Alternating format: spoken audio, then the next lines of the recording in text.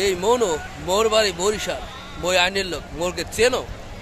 তো বন্ধুরা, ঐতিহাসিক বরিশাল কুয়াকাটা, আসলে মূলত এটা নাম আসলে কুয়াকাটা হইল বিভাগ, আসলে এটা হইলে পটুয়াখালী জেলা। তো বন্ধুরা, যারা কুয়াকাটা আসতে চান তারা অবশ্যই চলে আসবেন। এখানে আসলে অনেক সুন্দর, অসাম। তো দেখতেই পাচ্ছেন এই ভর দুপুরবেলা মানুষের ছিটা আছে, আর অবশ্য পাগলও আমার বলতে পারে।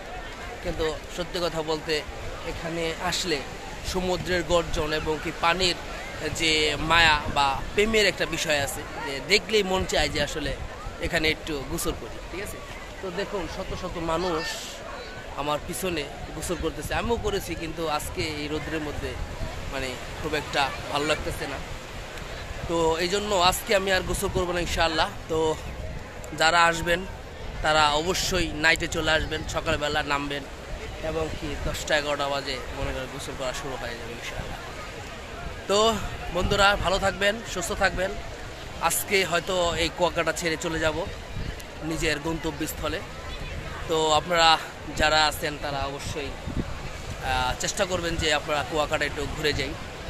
তো কুয়াকাটা সমুদ্র সৈকত দেখলেও ভালো লাগে হাঁটতে, হ্যাঁ, রাত্রে বা বিকেলবেলা সবচেয়ে বেশি ভালো লাগে হাঁটতে। কিন্তু আসলে সময়ের অভাব, চাইলেও কিন্তু আমি থাকতে পারতেছি না, কারণ অবশ্যই আমাদের যার যার একটা কাজ অবশ্যই আছে।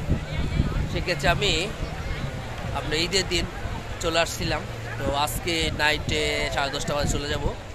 তো আপনারা সবাই ইনশাআল্লাহ দোয়া করবেন, ভালো থাকবেন।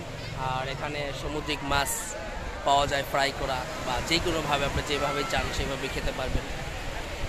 তো ভালো থাকবে সবাই ইনশাআল্লাহ। আসসালামু আলাইকুম রহমতুল্লাহি ওয়া বারাকাতুহু।